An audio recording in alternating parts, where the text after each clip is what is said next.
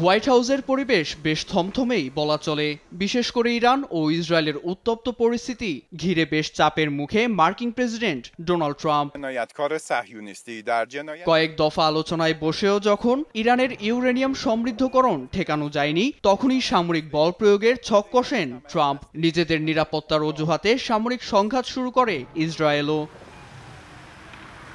এর মধ্যেই তেহরানের পার্শ্ববর্তী দেশ পাকিস্তানের কানেও বিষ ঢালতে শুরু করেছেন মার্কিন প্রেসিডেন্ট। তলব করেন পাকিস্তানের সামরিক বাহিনীর প্রধান ফিল্ড মার্শাল আসিম মুনিরকে। তলবটি কূটনৈতিক মারফত না হলেও রাওয়ালপিন্ডি ছেড়ে ওয়াশিংটন রওনা হন আসিম মুনির সহ ইন্টার সার্ভিস ইন্টেলিজেন্সের প্রধান মুহাম্মদ আসিম মালিক। একসঙ্গেই বসে সারেন মধ্যাহ্নভোজ।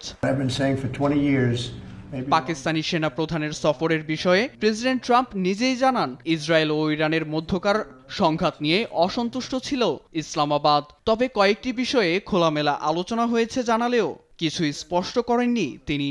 অনেকের ধারণা, পাকিস্তানকে ইরান থেকে দূরে রাখতেই কৌশলে আসিম মুনিরকে ডেকে পাঠান ট্রাম্প। ইরানে এখনই মার্কিন হামলা না চালানোর বিষয়টিও এর সঙ্গে যুক্ত বলে মত বিশ্লেষকদের।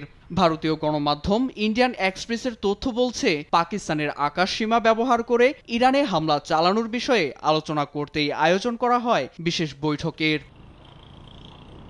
প্রতিবেদনে বলা হয়, আরব বিশ্বগুলোর কোনো রাষ্ট্রই চাইবে না প্রতিবেশীদের উপর হামলা চালানোর জন্য নিজেদের আকাশসীমা যুক্তরাষ্ট্রের জন্য উন্মুক্ত করে দিতে।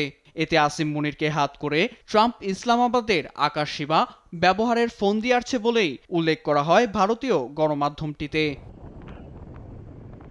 এদিকে আসিম মুনিরের যুক্তরাষ্ট্র সফরের বিষয়টি নিয়ে মুখ বন্ধ রেখেছে পাকিস্তান। নীরব দাস, নিউজ ডেস্ক, দেশ টিভি।